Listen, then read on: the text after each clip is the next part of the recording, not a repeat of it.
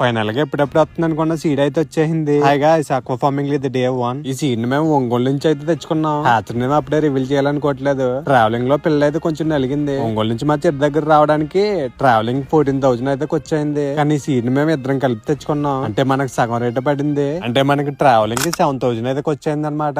చూపించబోయే కల్చర్ ఎకరమే కాబట్టి 1,00,000 పిల్ల అయితే దాంట్లో సరిపోతుంది. ఒక పిల్ల వచ్చి 34 పైసలు అయితే పడింది. అంటే 1,00,000 పిల్లకి 34,000 అయితే వచ్చేయింది అనమాట. ఈ 1,00,000 పిల్లకి 50,000 బోనస్ అయితే ఇచ్చారు మనకి. ఇంట్లో 20 డేస్ తర్వాత మనం చూపించబోయే చెరువులోకి అయితే షిఫ్ట్ చేసుకుంటాం. ఈ 20 డేస్ దీంట్లో ఉంటుంది అనమాట. కాకుండా చెరువు దగ్గరకు వచ్చేవి ప్రతి రూపాయిని, అలాగే చెరువు దగ్గర ఏమేమి జరుగుతుందో ప్రతిదీ వీడియో తీసి అప్లోడ్ చేద్దాం అనుకుంటున్నాను. దానికి మీరేమంటారో ఖచ్చితంగా కామెంట్ అయితే కామెంట్ చేయండి. ఫీడ్ ఆల్రెడీ మా దగ్గర ఉన్న ఫీడ్ అయితే ఫీడ్ ఇచ్చేహం. ఈ రోజు టోటల్ డే 1 ఇన్వెస్ట్మెంట్ వచ్చి 41,000 అయితే అయింది. ఫీడ్ కాస్ట్ గురించి, ఫీడ్ ఎలా ఇవ్వాలన్న దాని గురించి డేట్ వీడియోలో అయితే కలుసుకుందాం.